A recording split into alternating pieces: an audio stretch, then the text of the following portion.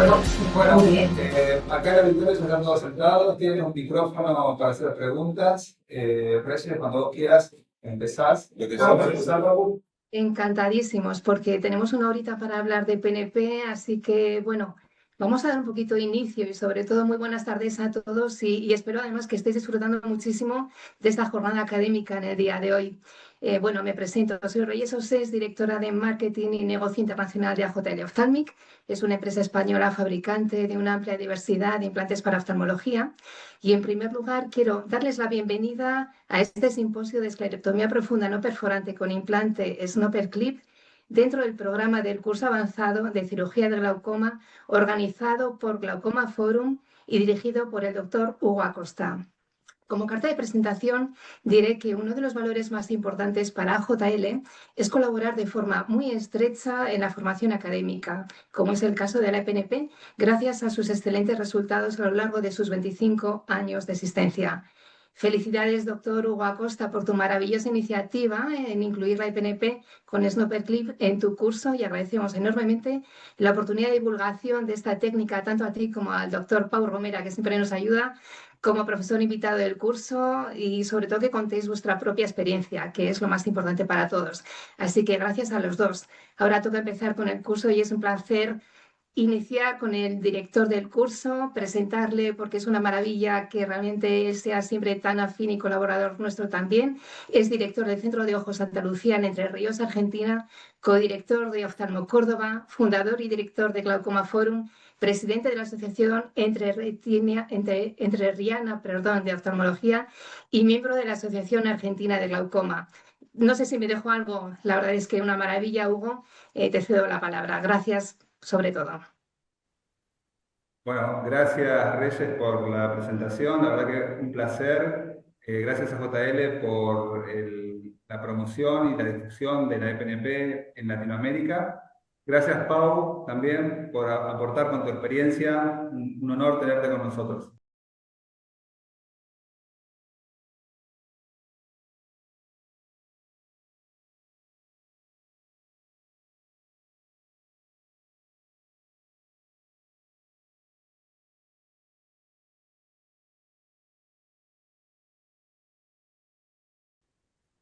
Bueno, vamos a hablar un poquito de Snopperclip. El objetivo de esta charla es explicar cómo integramos el implante uroescleral a la EPNP, ¿sí? Para optimizar los resultados, ¿sí? Ese es el objetivo que buscamos. Bueno, los implantes en EPNP no tienen su historia. Fue a fines de los años 80, Kozlov puso el primer implante en EPNP de colágeno, ¿sí? Y hay una historia de implantes que se usaron, el Tiflux, que fueron no reabsorbibles, que iban al espacio intraescleral o al espacio supracoroideo. Entonces, esto de usar implantes para mejorar y optimizar el resultado de la PNP no es nuevo, ¿sí? Los primeros implantes que se usaron fueron de colágeno, este estudio de Sharabi, de Bermud, con mucha experiencia. Ellos vieron que tenían una presión media a los 48 meses de 13,50 sin implante y 12,70 usando implantes de colágeno en el espacio intraescleral. O sea que algo optimizaron el resultado, ¿sí? Hay otro trabajo de Sharabi con un N bajo, ¿sí? Donde compara también, ¿sí? Los implantes de colágeno con un resultado, una PIO media a los 78 meses de 12 milímetros de mercurio aproximadamente, con un éxito, una tasa de éxito calificada del 91%, o sea, y también con un N bajo, también de Sharabi, ¿sí? Muestra, por ejemplo, comparando implantes intraesclerales versus implantes en el espacio supracoroideo, una mejoría en el descenso de la presión media a los 60 meses con implantes supracoroideos. Entonces, básicamente hay resultados que pueden favorecer la utilización de este tipo de implantes. El Snopperclip, por ejemplo, Es un implante que tiene la particularidad de favorecer la vía uveoscleral, ya que el plato inferior se implanta en el espacio supraciliar, ¿sí? Favoreciendo digamos, la vía accesoria de reabsorción del humor acuoso, y el plato superior permanece en el espacio intraescleral, ¿sí? Tratando de favorecer el lago intraescleral y tener ampollas intraesclerales un poco más grandes, y sin descansar sobre la membrana trabécula semética como pasaba con otros implantes previos que por ahí podían obstaculizar un poquito el drenaje. De esto hablar Pau, así que no lo nombro. El implante, entonces, como le decimos, es un implante uveoscleral que está constituido en hidroxietil metacrilato. Es un material muy noble, muy amigable con los tejidos oculares, con un diseño de doble plato y que tiene la particularidad de tener dos escotaduras laterales que permiten su fijación sin necesidad de sutura, ¿sí? Favoreciendo, como dijimos, las vías de drenaje trabecular y uveoescleral. Viene en un vial estéril, fue diseñado por la unidad de glaucoma del Hospital Universitario Germán Strayas y Pujol en Barcelona, y como sabemos está comercializado por AJL Ophthalmic. Estos son sus predecesores, de cual el B2000 todavía se comercializa, pero tengo entendido que acá en Latinoamérica no lo usamos nunca.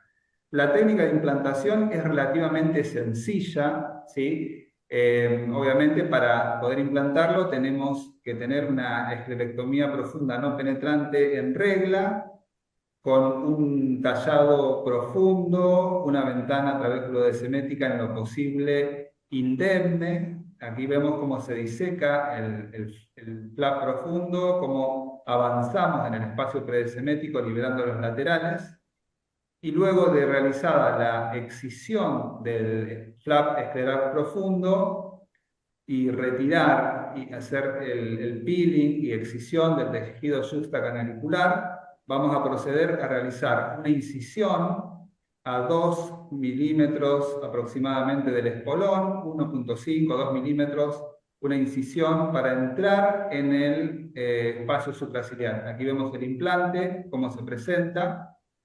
Entonces necesitamos incidir el piso. A mí me gusta utilizar un cuchillete 15 grados con el filo hacia arriba para no lesionar la coroides. Hago un poquito de espacio con viscoelástico y utilizo una espátula Roma para liberar alguna adherencia que haya quedado y luego sí implantar. Ahí vemos otro caso también en el ámbito superior.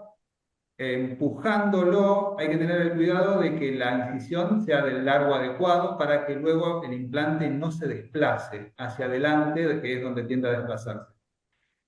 Tiene que entrar un poquito a presión para que las escotaduras cumplan su función, ¿sí?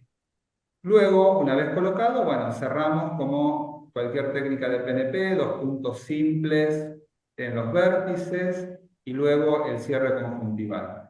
Entonces, como vemos, el implante no es difícil colocarlo, ¿sí? Por ahí a veces el cirujano que lo usa por primera vez tiene un poquito de recelo con la coroides, pero la verdad que no da ningún trabajo. Lo vemos aquí en una gonioscopía, que el implante está un poquito desplazado sobre la ventana trabéculo-semética, se ve muy bien por transparencia.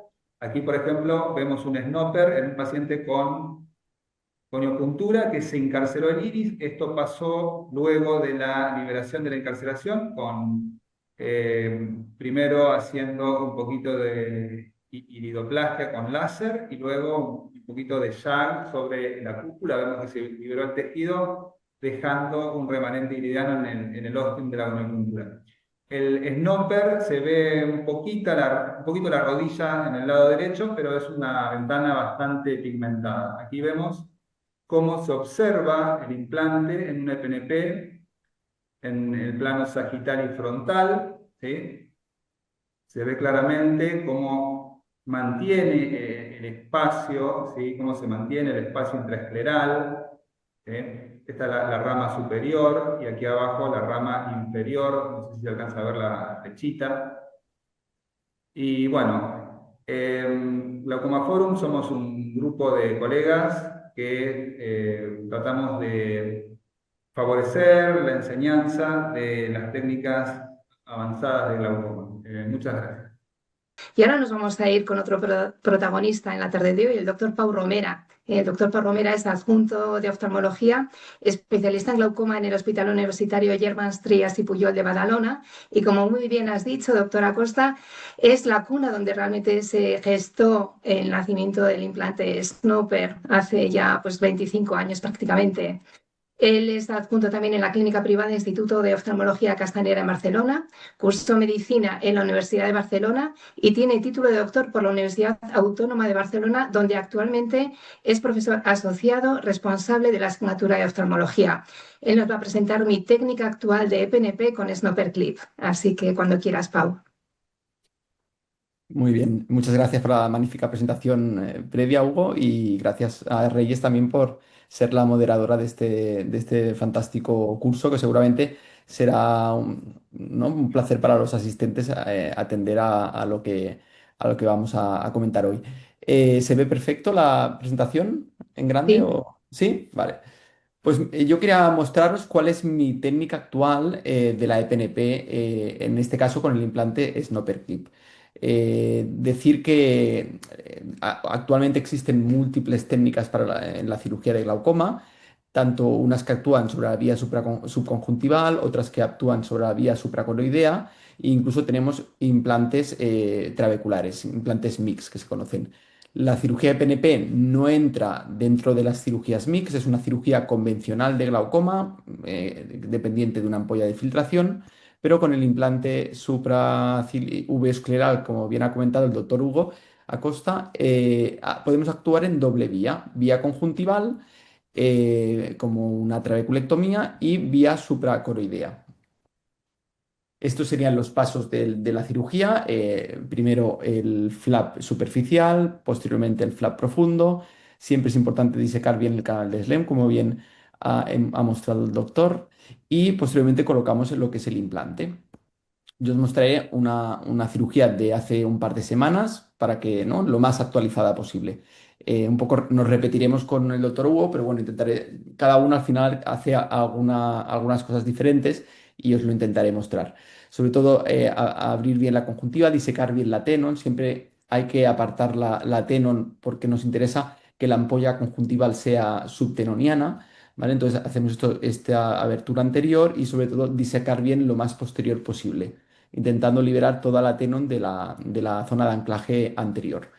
Posteriormente hacemos una diatermia de los vasos conjuntivales. Yo únicamente hago la zona del flap, ¿vale? No intento hacer una diatermia de vaciado extensa. Y posteriormente sigo con el marcado del el flap superficial. En este caso hago de 4 por 5 aproximadamente, de un tercio, un medio del grosor escleral. Como veis aquí, utilizo un cuchillete de 45 de la marca Mani, es muy afilado, es el que mejor me va. Y voy anteriorizando el flap hasta llegar a lo que es la córnea, ¿vale? Intento entrar 1 milímetro aproximadamente en córnea clara y diseco los laterales porque me interesará hacer una ventana lo más amplia posible para llegar a ese trabéculo anterior y esa parte descemética que es donde más filtración vamos a tener. Posteriormente realizamos el tallado del flap profundo, 1 milímetro, medio milímetro, 1 milímetro dentro del flap superficial y a mí me gusta buscar el canal de Schlemm. Me gusta localizarlo como si hiciera una canaloplastia porque así sé hacia dónde tengo que llegar cuando realizo el tallado del flap profundo. Como veis aquí con el cuchillete lo localizo y es alrededor de lo que es la línea gris y vamos tallando el flap profundo, primero con el cuchillete de 45 y posteriormente con un mini Cresten que me permite ser más cuidadoso en la zona del espolón escleral. Como veis aquí las voy disecando en lo que es el espolón. A veces podemos entrar un poco ser un poco precoces, entrar en la coroides, ahí en el cuerpo ciliar, pero simplemente lo que hay que hacer es intentar superficializarse un poco y al final localizamos el plano correcto, como veis aquí, llegando a lo que es la malla trabecular. Una vez ahí, lo que hay que es ampliar los bordes laterales del flap. Yo coloco el bisturí de forma horizontal. Intento no acercarme mucho a la membrana, intentar superficializarme un poquito más para ampliar lo máximo posible esta membrana trabeculodestemética. Aquí veis como el borde de la Destemet y, con unas vanas cortamos cuidadosamente sin intentar rasgar la malla trabeculodestemética, este flap profundo. Y lo más importante es retirar correctamente lo que es el canal de SLEM.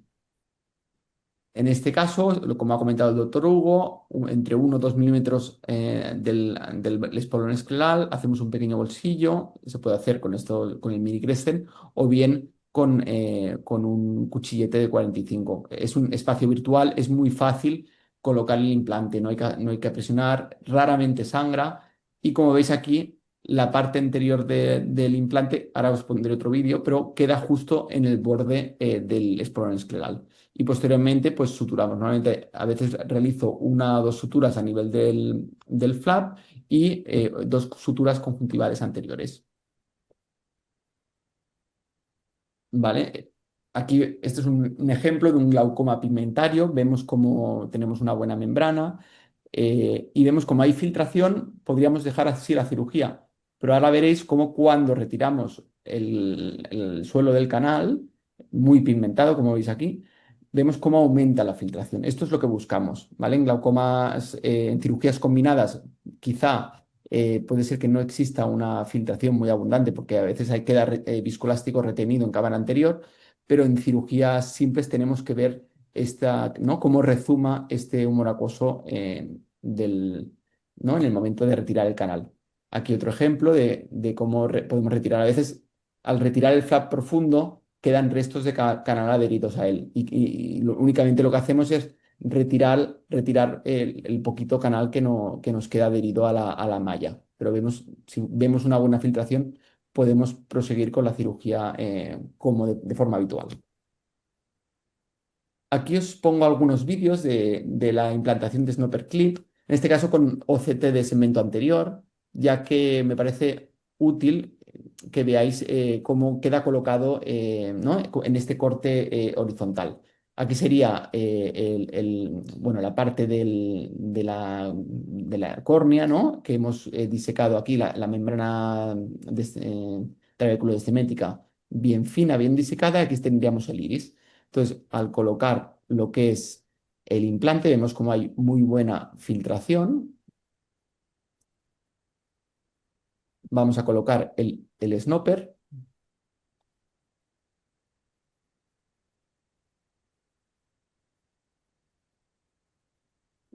Igual, como comentábamos, haciendo el pequeño bolsillo y introduciendo sobre todo la parte que tiene el notch lateral. No nos confundamos de zona. Este notch nos permite que no haya movimiento anterior del implante, si no hemos hecho una incisión demasiado grande, lógicamente. Y veis cómo al doblarlo queda justo el borde a nivel del espolón escleral.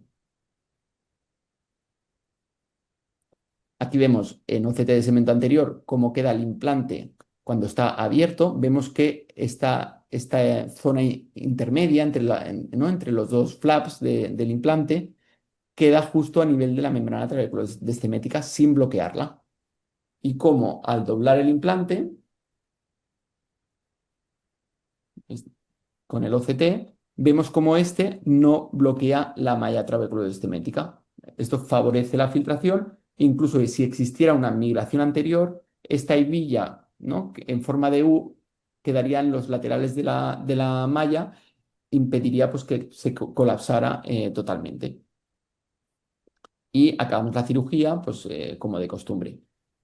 La diferencia, sobre todo, del Snopper V2000 al Snopper Clip es justamente esto. En el V2000 a veces teníamos migraciones anteriores, es por lo que actualmente la gente lo sutura en el lecho escleral, mientras que en el Snopper Clip siempre nos va a quedar la membrana libre en el centro y será un lugar idóneo en caso de que fuera necesario para realizar una gonopunción. ¿Vale? Normalmente tener el implante tocando totalmente la malla pues puede estimular la fibrosis, es una cosa que queremos evitar. Y respecto al flujo uvoescleral, que comentábamos que en este implante pues, vamos a tener. Sí que es verdad que con implantes intraesclerales podemos tener casos de, no de aumento del flujo uroescleral, pero hemos observado cómo al introducir un implante ya diseñado específicamente para esto, pues vamos a tener mayor flujo a este nivel. Y respecto al posoperatorio, bueno, no hemos hablado de las indicaciones, pero lógicamente es una EPNP, la cirugía va a estar indicada en glaucomas de ángulo abierto, ¿vale? No va a estar indicados en ángulos cerrados, en iris plató, ¿no? En casos en el que el iris pueda colapsar, lo que es, ¿no? Coaptar la membrana trabeculoistemética. Y respecto al posoperatorio, pues es un posoperatorio muy tranquilo.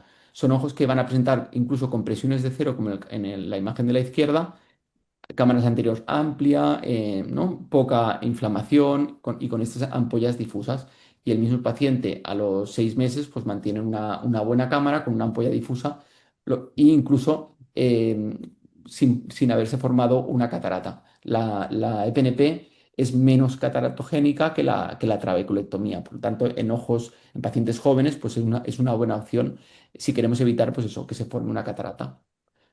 E incluso pues podemos tener a pacientes con ampollas más planitas, pero gracias al flujo uveoscleral, pues que siga funcionando la cirugía. Entonces, pacientes hiperfibrosadores es una buena opción quizá porque tenemos la opción del otro flujo que no va a depender tanto de la ampolla de filtración.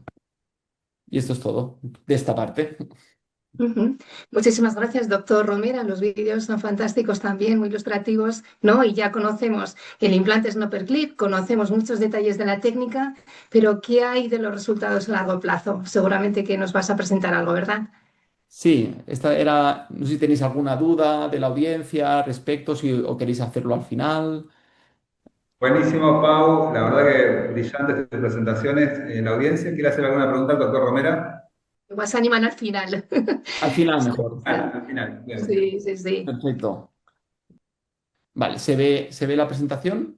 Sí, se ve muy bien, Sí, Pau. Vale. perfecto. Vale, en esta segunda presentación os quería hablar de los resultados de la cirugía no perforante de glaucoma y sobre todo con el implante Snopperclip. Antes de todo, de hablar de cirugías con el implante, también quería desmitificar un poco el hecho de que siempre se comenta pues, que la cirugía no perforante es mucho más difícil, más complicada, la gente que no tenemos, ¿no? Que no tiene experiencia obtiene peores resultados que aquellos con experiencia, pues justo por eso, justo cuando yo estuve haciendo un fellow en Inglaterra, hará unos 10 años prácticamente, hicimos un pequeño estudio, un pequeño trabajo comparando los resultados de las cirugías realizadas por consultants comparado con las cirugías realizadas con aprendices, con fellows. Y la sorpresa fue que el resultado a 2 años fue similar, estadísticamente igual. Sí que es verdad que las cirugías de los aprendices pues, quizás requirieron mayor tasa de gonopunción, pero es una técnica que con supervisión podemos obtener unos resultados tan buenos como aquellos que llevan muchos años realizándola. Respecto a la implantación supraciliar y intraescleral, justo se intentó hacer un trabajo hace unos años con el implante V2000 en el que comparaban la implantación supracoroidea versus la implantación intraescleral. Sí que eran resultados a solo un año, siempre es más difícil encontrar diferencias estadísticas, pero sí que observaron una diferencia de 1 milímetro de mercurio en aquellos implantes colocados a nivel supraciliar, aunque esta no fue estadística. Y ya a raíz de allí, el doctor Loscos junto con AJL diseñaron lo que es el Snopperclip y yo realicé mi tesis doctoral con los resultados de esta técnica a 1 y 2 años. Y os quería un poco mostrar cuáles fueron a los 24 meses. Sí que partíamos de presiones muy elevadas y con una tasa de medicación muy alta y se produjo una reducción del 40% de lo que es la presión con una tasa de medicación a los 2 años muy bajita. Así que nos gustaba a nosotros, antes de introducir un fármaco, pues realizar una gonopunción o un needling y eso hacía pues muchas veces rescatar unas cirugías pues que con los años, con los meses pueden fibrosarse. Pero obtuvimos unas tensiones, eso, de un descenso del 40%, una supervivencia con presiones menores de 18 de aproximadamente el 70%, sin medicación, que es bastante ¿no? Aceptable, y una diferencia no significativa entre cirugía simple y cirugía combinada con catarata. Lógicamente, se han ido presentando más resultados en otros centros, como en este caso de la doctora Alina Baksan de República Checa. Ellos muestran los resultados de un único centro a 12 meses, en el cual obtuvieron presiones de prácticamente 14 milímetros de mercurio.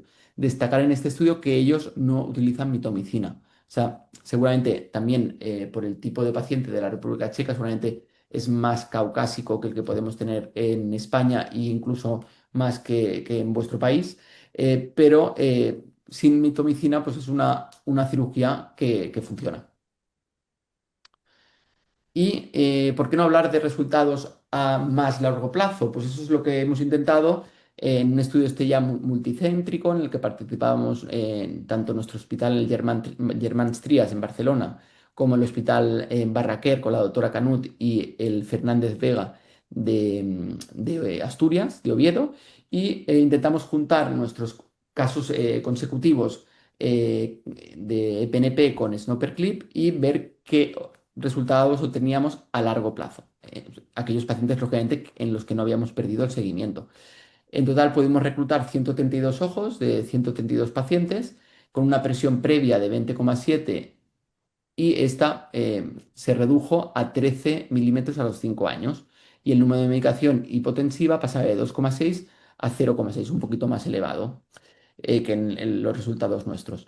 La tasa de gonopunción en este caso fue cercana al 50%, que al final es un poquito la media de los estudios publicados no solo con Snopperclip, sino con DPNP en general, y una tasa de needling de un 25% aproximadamente. Y respecto al éxito, sí que diferenciamos diferentes rangos, pero el de 18, que yo creo que es un poco el rango que buscamos ¿no? cuando operamos a un paciente con glaucoma, nos gusta que esté la presión, si puede ser menos de 15, mejor, pero sobre todo presiones menores a 18.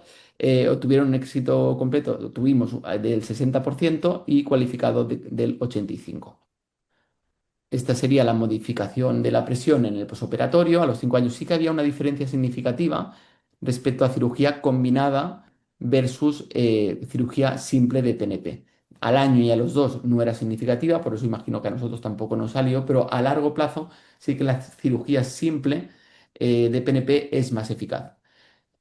Y aquí un poquito los resultados en numéricos. Sí que vemos 1 milímetro de mercurio, como comentamos, entre cirugía simple versus cirugía combinada, que esto es estadístico. Aun teniendo estos resultados, yo siempre voy a recomendar realizar cirugía combinada si el paciente lo requiere. Podemos aprovechar un acto quirúrgico como es la cirugía de catarata para agregarle una cirugía de glaucoma, aun perdiendo este milímetro de mercurio a largo plazo.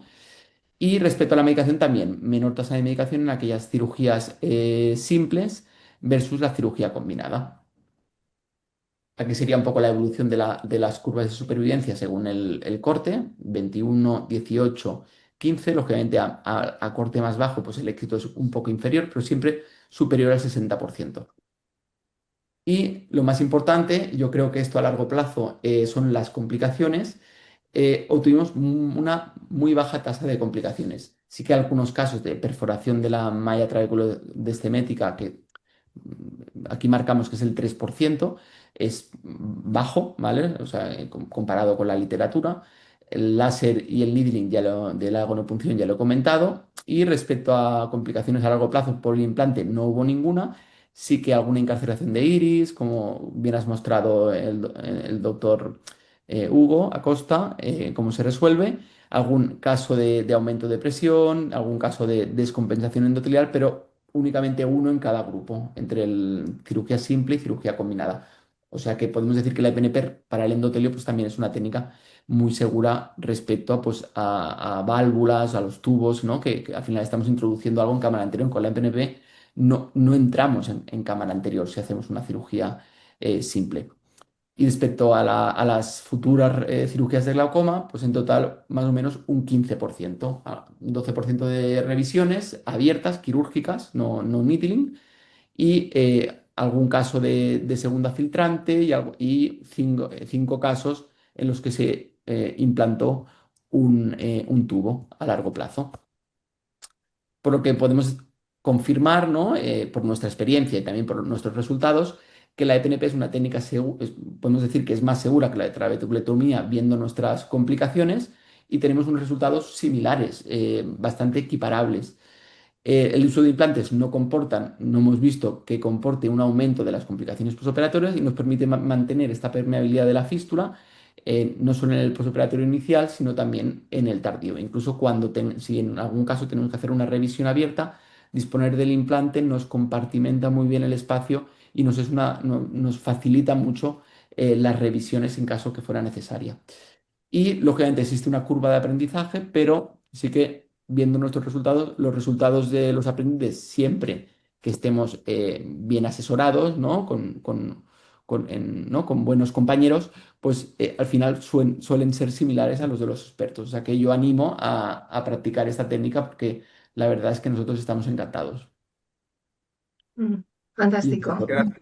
Gracias, Pau, por ese mensaje. Bueno, estás replicando un poco lo que yo estuve tratando de transmitirles acá a los colegas que están muy sí, interesados en aprender a hacer PNP. Te hago dos preguntitas. sí. Una, usualmente en el postoperatorio inmediato, ¿no? ¿Usan inyecciones de algún antimetabolito o Sí, no, no? no lo he puesto en el vídeo, no lo he comentado, pero sí, utilizamos. No, perdona, en el posoperatorio dices. Sí, Sí, a en ver, el en casos de post. ampollas muy hiperémicas, sí que utilizamos muchas veces mitomicinas. Si hacemos needling, siempre utilizo mitomicina, inyección de mitomicina, ¿eh? En qué Eh, concentración? no, al 0,02% igual. Igual que, no lo he dicho en el vídeo, porque para hacer el vídeo más cortito, después de hacer la disección conjuntival, lógicamente utilizamos mitomicina 0,02% durante 2 minutos, dependiendo del paciente. En algún caso 3 minutos, ¿no? Depende. Y en algún caso la hago inyectada. Si el paciente tiene mucha tenon, si no es una conjuntiva de estas de papel de fumar, que es muy fina. Me gusta, últimamente intento hacer una inyección de mitomicina justo al principio, de 0,05 mililitros a la misma concentración, al 0,02. La dejo subtenoniana muy posterior y posteriormente con la técnica quirúrgica, como vas irrigando suero, algo va aclarando, ¿vale? Pero si, a no ser que la conjuntiva sea muy fina, muchas veces hago inyección durante el acto quirúrgico. Pero sí que creo que ustedes hacen más inyecciones de 5FU, ¿no? En el posoperatorio. Yo creo que tienen más hiperfibrosadores, ¿no? Quizá que nosotros, en Sí, este sí. caso. Yo usualmente uso mitomicina en el acto quirúrgico, al 0,2%, y en el postoperatorio, después de la segunda semana, inyecciones de 5FU según congestión de la ampolla.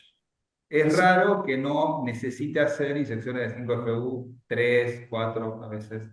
Es raro que la necesite, la verdad. No sé, ¿eh? O sea, quizás por el tipo de paciente, o no. Exacto, Yo siempre exacto. utilizo, cuando acabo la cirugía, hago una inyección subconjuntival de dexametasona, de Bien, Fortecortin. Eso lo tengo como costumbre, sea cirugía combinada, sea cirugía simple.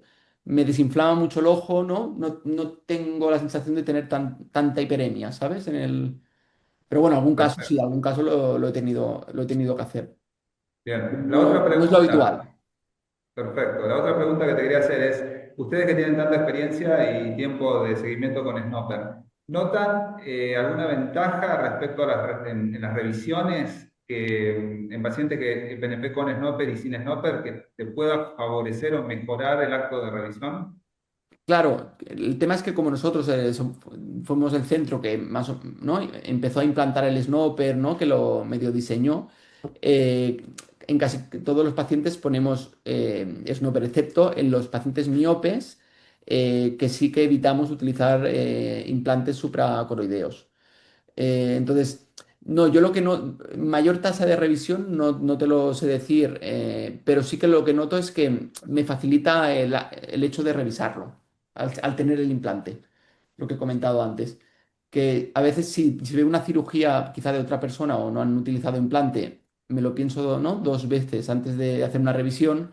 Si sé que tiene el implante, pues me atrevo más, porque al final únicamente disecando la parte posterior del flap ya ves cómo rezuma humor acuoso, ¿sabes? Entonces a veces solo abro el borde posterior que se puede haber cicatrizado y ya me sale el humor, ¿no? Gracias a que tengo el implante, ya me va saliendo por ahí el humor acuoso, entonces ya cierro directamente. Me facilita ¿no? Y creo que la revisión es un poco más segura en ese Bien, aspecto. perfecto. ¿En el auditorio hay alguna pregunta? ¿Quieren hacer alguna preguntita? Anímense. Sí, pásenle el micrófono, por favor. A ver, habla. ¿Escuchan? Sí. Prendelo. Yo A ver, repita, por favor. Habla fuerte, a ver.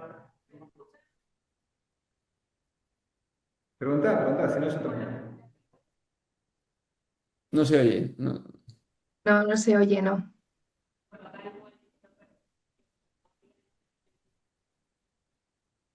Igual puede repetirla. Es buenísima la pregunta, Pau, ahí te la transcribo. Vale. La doctora Mercedes Bastien pregunta si tenés una perforación en la ventana a través de fluidez semética, ¿qué actitud tomás? ¿Ponés el snopper o no lo ponés?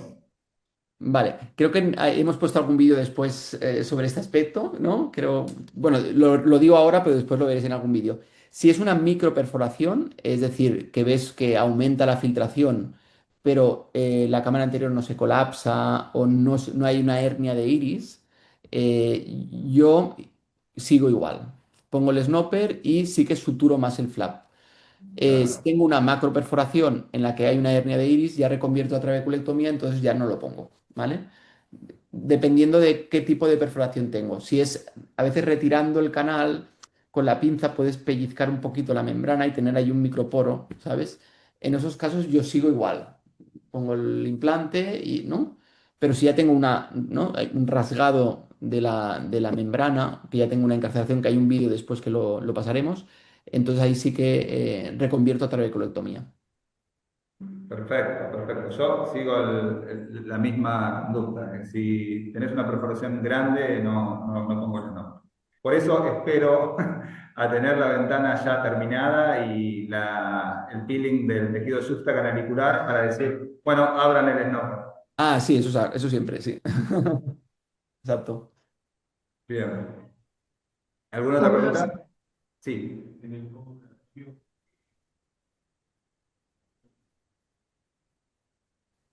Antes,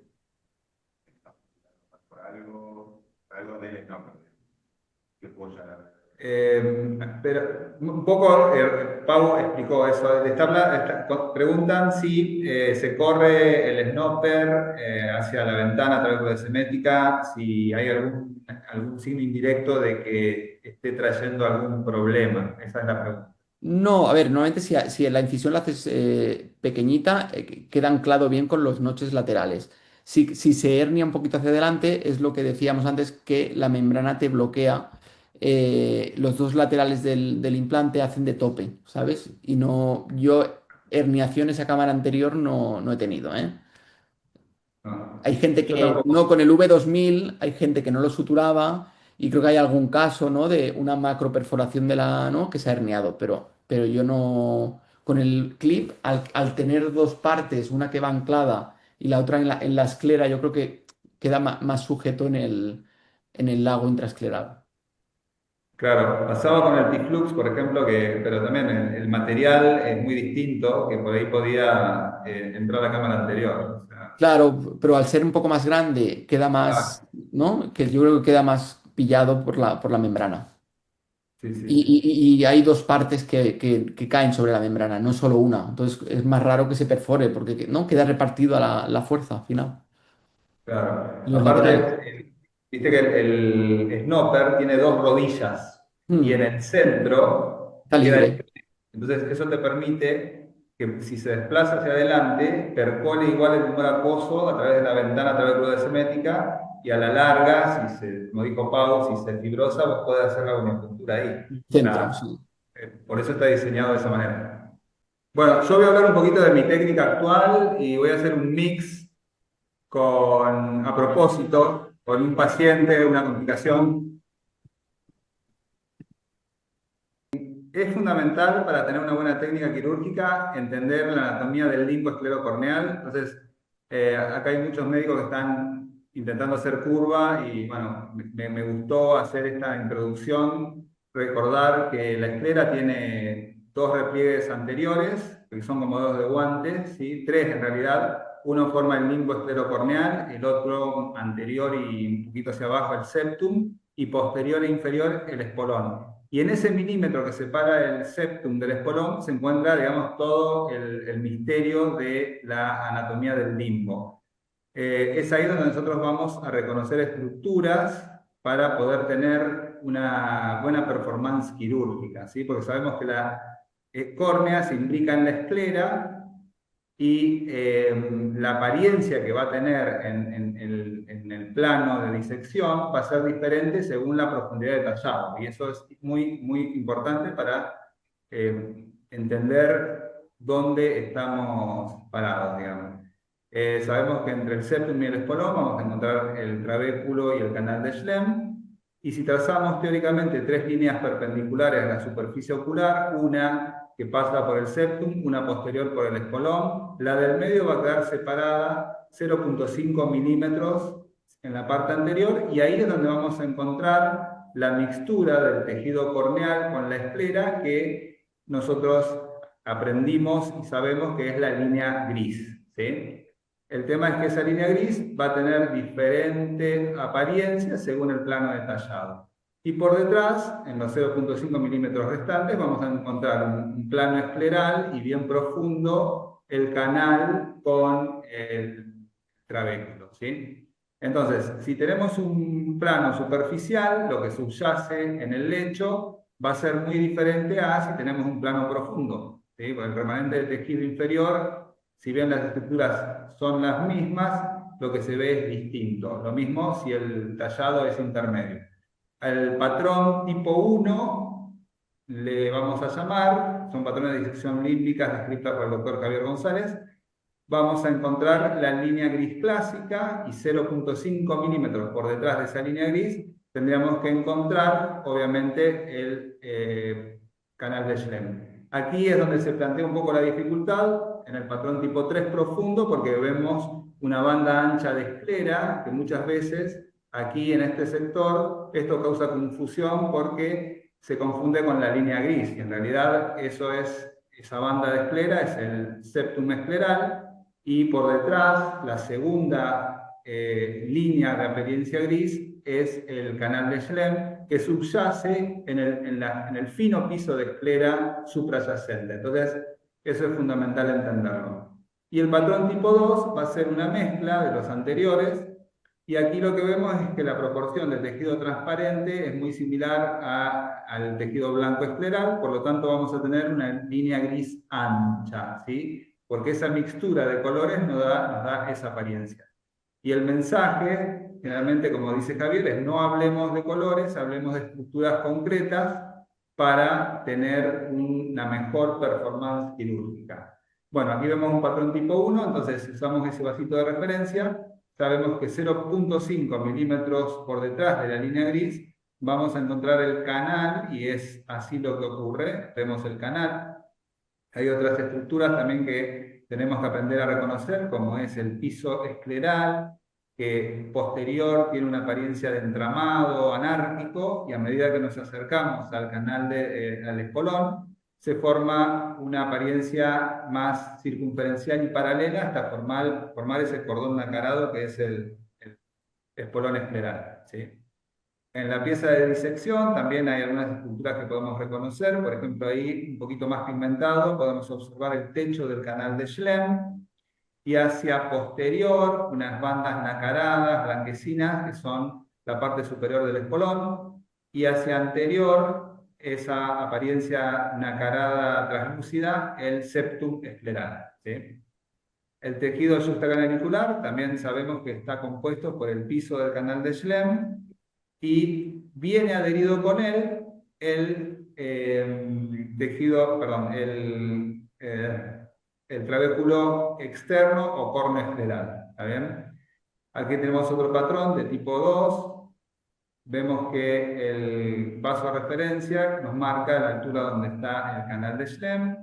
Otra vez sacamos el tejido supracanalicular y bueno, y así. Conocer bien las estructuras nos permite tener una buena técnica. Aquí, por ejemplo, vemos unas adherencias que se forman entre la capa de búa y el estroma, que hay que disecarlas con cuidado usando una espátula Roma y avanzando en el plano predesemético para tener una ventana de buen tamaño que nos permita una percolación buena. Este es un caso de un paciente con miopía alta, ¿sí? Un glaucoma avanzado, que decidí hacer una cirugía combinada. Yo lo que estoy haciendo es ahora tallar con buen tono. Entonces en este paciente lo que hice fue paracentesis inicial y colocar el viscoelástico. Cuando hago PNP sola, standalone, lo que hago es la paracentesis y le doy más tono un poquito al ojo para tener una mejor, un mejor tono, y se nota también en ese que la disección de los planos es mucho mejor, o sea, noto una diferencia, ¿sí? Aquí, como vemos, disecamos el flap profundo, tratando de no perder el plano de disección. Cuando llegamos a la altura del canal, realizamos la FACO, ¿sí? Siempre que me gusta tallar con buen tono y luego hacer la FACO.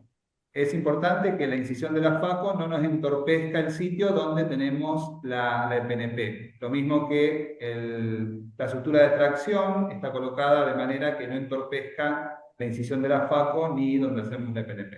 ¿Bien? Bueno, básicamente esta es una variación que quería mostrarles de la técnica, ¿sí? De tallar con un poco más de tono, a diferencia como hacía usualmente cuando aprendí a hacer la PNP, que era bajar el tono para disecar la ventana trabeculodesemética. Después le voy a preguntar a Pau cómo hace él.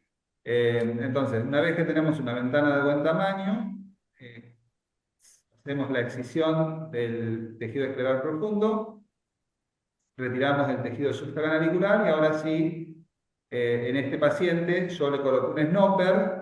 Repito que por eso quiero mostrar este caso, porque hay muchos médicos acá que están aprendiendo sobre la PNP y bueno, como decía Pau, en los miopes altos no colocamos snopper. Entonces, obviamente la complicación que tuve en este caso fue una hipotensión, pero con buena cámara. Entonces, no tenía los primeros 2 días una hipotonía clínica, ¿sí? Tenía 3 milímetros, buena cámara, pero como era miope, decidí hacer una sutura transconjuntival a las 48 horas. Vemos que no resultó, ya empieza con pliegues, ¿sí? A las 72 horas no decidí esperar más, ya tenía pliegues, así que decidí cerrar el flap con 6 puntos. Puse 2 anteriores, simples, de nylon 10 ceros, y para reforzar un poquito y tener la posibilidad de retirarlos, le coloqué 2 puntos liberables. Yo me gusta hacer la sutura de Holker, modificada por mí en realidad, porque es algo distinta, pero es una sutura muy práctica porque nos deja el loop en la córnea. Entonces podemos retirarlo cuando la presión empieza a subir, ¿sí? El nudo obviamente no es un nudo ciego, cerrado, sino que solamente afronta los 2 bordes de la esclera y traccionando con una tiraí los pies de la lámpara de hendidura sale muy fácilmente. Luego cierro la conjuntiva, ahí sí herméticamente. Y este paciente por suerte evolucionó muy bien. A las 24 horas de tener 3 milímetros de mercurio pasó a tener 6, 7 milímetros de mercurio y bueno... No quitaste el clip, ¿no? No, en este caso no. Solo... No se lo saqué, no quise sacárselo. Preferí cerrar el flap. Claro, fíjate que tenía buena ampolla y bueno, quiero aprovechar el espacio para invitar a todos a la jornada de cirugía angular que vamos a realizar el 21 de noviembre y el 22 de noviembre. El 21 va a ser un programa teórico con colegas de Latinoamérica y el 22 vamos a hacer cirugía en vivo con distintas técnicas de cirugía angular. Esto lo vamos a pasar por streaming y bueno, ahí dejo el QR. Muchas gracias. Voy a dejar de compartir pantalla. Estupendo. No sé si tenéis algún comentario más o si queréis algún turno de preguntas sobre esta presentación, como digáis, Muy, doctores. muy interesante, ¿no? La forma de también de tallar el tapete. Yo tengo la costumbre de hacerlo no directamente con el 45, pero la verdad es que es muy, muy bonito el vídeo. Felicidades. Precioso. Sí, sí, precioso. Como verán, yo le copio muchas mañas a Javier. Ya, sí, sí. Sí, sí, es verdad. Grandes maestros en la oftalmología, de verdad que sí. Sí, Así que sí. estupendo. Pero bueno, ya vemos también que dentro de la cirugía, o sea, hay complicaciones y cómo afrontarlas, yo creo que también es importantísimo y sobre todo que ahora mismo también el doctor Pau Romera nos pueda compartir su experiencia en el manejo de esos casos complejos, ¿no? Y que nos presente algún vídeo. Pau, adelante. Vale, pues nada, para acabar el simposium, queríamos mostrar pues, posibles complicaciones que podemos tener tanto en intraquirúrgicas como en el posoperatorio. Es muy con vídeos, ¿vale? Para ver lo que puede ocurrir y cómo manejarlo. En primer lugar, lo que comentábamos antes, la pregunta era ¿qué ocurre cuando existe una microperforación?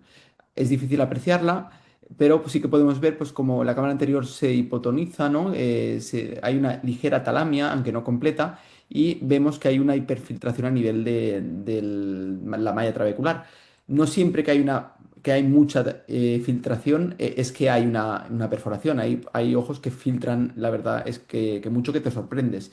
Pero sobre todo hay que comprobar cómo se mantiene, cómo se comporta la cámara anterior. Entonces, cuando tengamos una microperforación, es lo que comentábamos, proseguimos igual, colocamos el implante y sí que realizamos más suturas a nivel de la esclera. Yo en este caso, lo paro el vídeo, coloco dos anteriores, dos posteriores y sí que dejo una sutura solo sin anudar, ¿vale? Solo pasado el hilo 3 vueltas a nivel posterior porque después en el postoperatorio siempre puedo hacer un poquito de masaje y abrir esta sutura, soltar tensión a este nivel.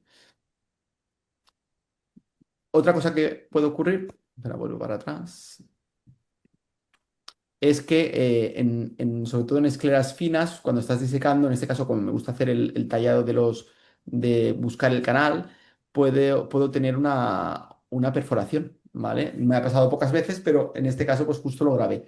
Entonces, en este caso lo que hice fue realizar el tapete profundo más centrado. Dejé la perforación, proseguí con el tallado y retiré lo que es la membrana y coloqué el implante que la hebilla lateral me coaptara justo la zona de la perforación, sin necesidad de suturar en este caso. Sí que anudé más el tapete y como veis, pues mantenía buena cámara y el posoperador, pues la verdad es que fue tranquilo en este caso.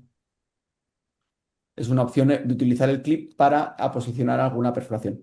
También podemos tener una macro perforación. En este caso, aquí sí, esto es una hernia de coroides, que es lo que he comentado antes, a veces puede ocurrir, pero cuando llegué a la ventana había una hernia de iris total. Vemos cómo es una macro perforación y el iris totalmente herniado. En este caso no podemos colocar el implante, lo que hay que hacer es reconvertir la cirugía a una trabeculectomía. Ponemos acetilcolina, introducimos el iris y realizamos una iridectomía con vanos en este caso, como veis en el vídeo. Y posteriormente, lógicamente, suturamos el flap. Aquí coloco ese punto que me gusta a mí sin anudar en la parte más posterior y así lo dejo así tal cual. Y en ese momento teníamos hologen, ahora ya no existe, pues podemos colocar pues un espaciador de colágeno a nivel superior que al final nos hace nos hace presión para evitar esta fuga, ¿no? Y esta hipotensión. Y siempre la inyección de cortisona.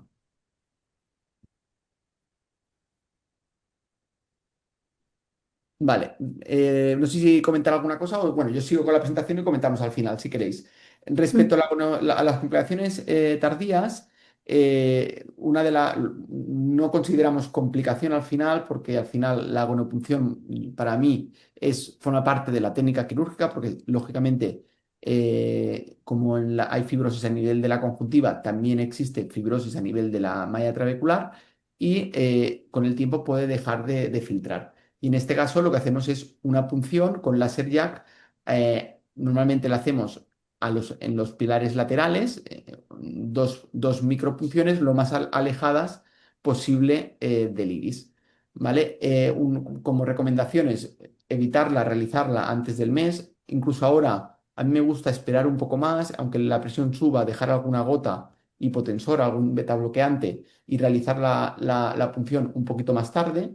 Sobre todo empezar con láser jack a una potencia de unos 2 millijoules y sobre todo evitar realizarla con presiones muy altas, ya que podemos tener, si no, una hipotensión, ¿no? Un descenso brusco de la presión con el riesgo de desprendimiento de coloideo hemorrágico, que se ha descrito algún caso. Aquí vemos este es un vídeo del doctor Anand, que me lo cedió. Aquí vemos cómo se realiza el láser jack en las punciones, siempre, como veis, lo más alejadas posible del iris. Yo actualmente siempre asocio una iridoplastia, es decir, el láser argón sobre la raíz del iris, para sobre todo evitar esta encarceración, ya que después de la agonopunción el riesgo de encarceración del iris aumenta. Entonces, ya por costumbre tengo siempre realizar pequeños toques a nivel de la raíz del iris. Lo que también nos comentó el doctor Acosta antes, el enclavamiento, pues esto nos puede ocurrir, que se enclave el iris en la punción y tengamos un pico hipertensivo en el posoperatorio. Normalmente el paciente acude incluso de urgencias por mucho dolor, porque claro, tenemos una ampolla que va filtrando, de repente ¿no? El iris se encarcera y la presión sube bruscamente. Lo que hay que hacer en estos casos, primero aplicar pilocarpina, después láser argón en la raíz de este iris, como veis aquí, y por último láser jack para pequeños impactos con láser jack para soltar el iris de la encarcelación. Y podemos revertirla de forma satisfactoria. Hay casos más complejos, como veis aquí, en este caso se ha enclavado prácticamente el iris en toda la ventana y con cuidado pues lo puedes sacar. En algunos otros casos hay que a veces ir a quirófano y o bien mediante AP interno con unas pinzas de retina estirar del iris para desenclavarlo o bien AP externo reconvirtiendo esa cirugía a una trabeculectomía y haciendo una iridectomía.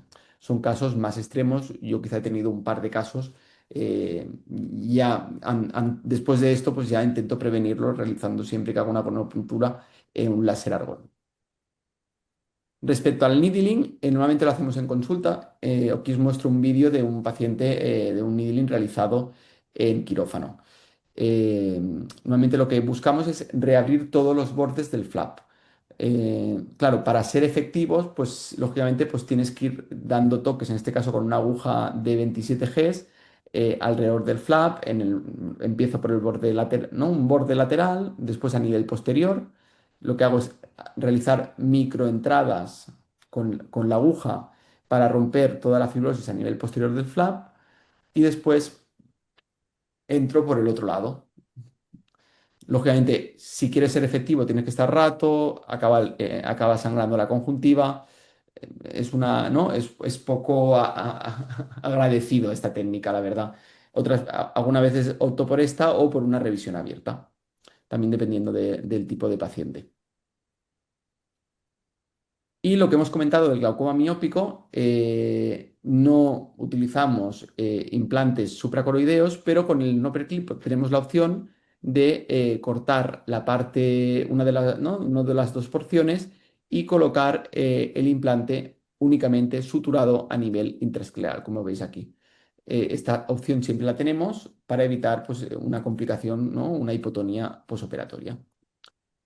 Y nada, aquí os muestro algunos casos para que veáis un poquito las filtraciones. Es un glaucoma muy avanzado del ojo izquierdo, tiene unas presiones de 20 ante esta cirugía, este glaucoma avanzado, pues mi técnica de elección es la técnica para mí más segura.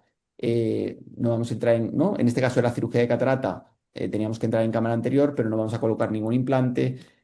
Vamos a producir una hipotonía, pero una hipotonía clínicamente no relevante en el posoperatorio y justo es lo que buscábamos en un paciente con glaucoma avanzado. Y pues decir que a los 2 años pues, se mantiene las presiones a 12 con una visión que mantenemos esta visión central y vemos cómo existe, aunque la ampolla es bastante planita, existe filtración a nivel supracoroideo que vemos aquí con el CASIA, con el OCT de segmento anterior. Algunos otros ejemplos, en este caso pues vemos ampollas intraesclerales más altas gracias a la utilización del implante, unas presiones que sí que a los 3 años fueron aumentando, a los 4 realizamos la gonopunción y justo después de la gonopunción la presión, esto puede ocurrir que baje bruscamente, pero una presión de 6 si mantiene una visión de la unidad sin pliegues en la mácula, pues a mí no me preocupa, ¿vale? No considero que tenga que revisar este paciente.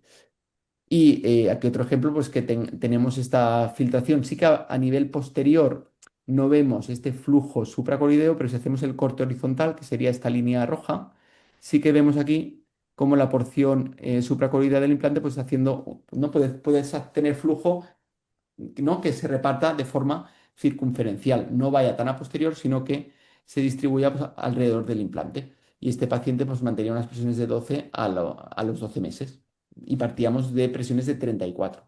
Tanto, el uso del OCT de segmento anterior nos puede ayudar también para ver, ¿no? qué está ocurriendo, o la VM también, en estos pacientes.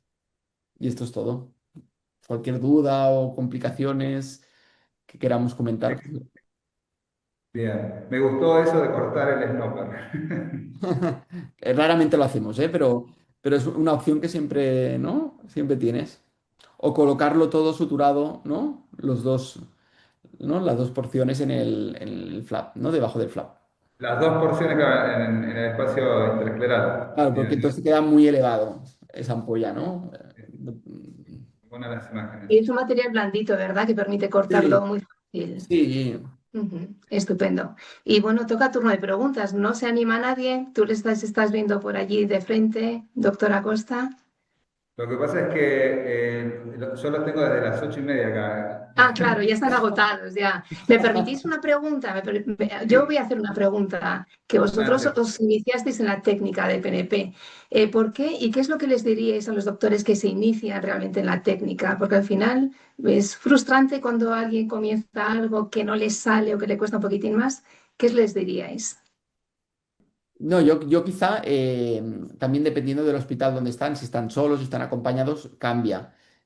Claro, si están acostumbrados a la trabeculectomía, pues mi recomendación es empezar, ¿no? Empezar quizá por la trabeculectomía, dominarla y después hacer las modificaciones de forma paulatina hacia la EPNP, siempre y cuando, si se te perfora la membrana, pues puedas tú reconvertir a una trabeculectomía de forma segura.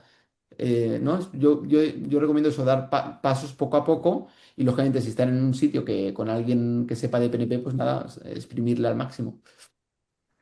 Yo lo que les recomiendo siempre a los que quieren empezar a hacer EPNP es, primero, que tengan una muy buena técnica de trabeculectomía, como vos decías, que sepan resolver las complicaciones, porque técnicamente la trabeculectomía no es sencilla, técnicamente la cirugía. Por ahí lo complejo es tener un buen manejo postoperatorio. Entonces, si el cirujano tiene buen manejo postoperatorio y quiere empezar con EPNP, eso es lo ideal.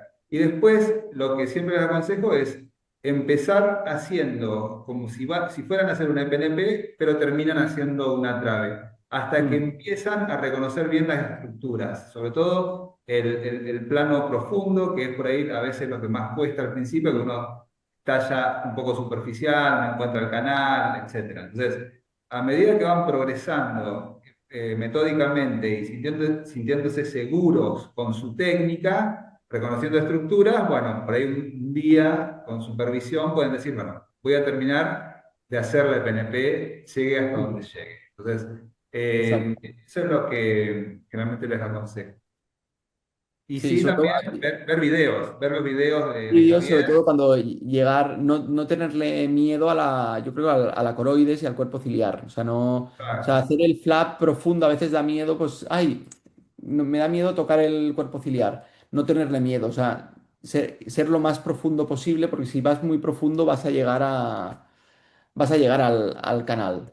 ¿Vale? Exacto. Si te quedas superficial porque te da miedo bajar más, pues te vas a quedar seguro superficial. Entonces tendrás que hacer un tercer flap, ¿no? Que incluso, ¿no? Entonces no perderle el miedo a la coroides, ¿no? Al cuerpo ciliar.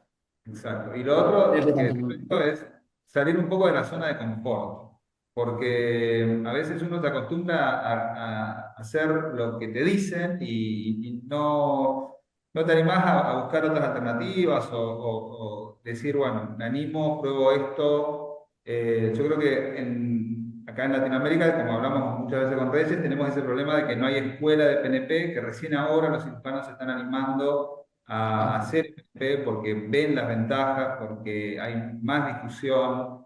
Los Claro. papers siempre De que es estuvieron, o sea, la escuela siempre la americana, discusión. ¿no? La Claro, escuela de los tubos y las traves, ¿no? exacto, exacto. Y como vos decías, está muy bueno que hayas mostrado ese paper en relación a los jóvenes o los cirujanos Mm. nobles que empiezan a hacer el PNP, porque es así. O sea, yo siempre digo, nadie dice que hacer una faco es difícil, y un cirujano para hacer bien una faco está 2 años, más o menos. Bueno, Entonces, ¿cuántas cápsulas rompe, ¿no? Hasta, claro, hasta entonces, llegar a...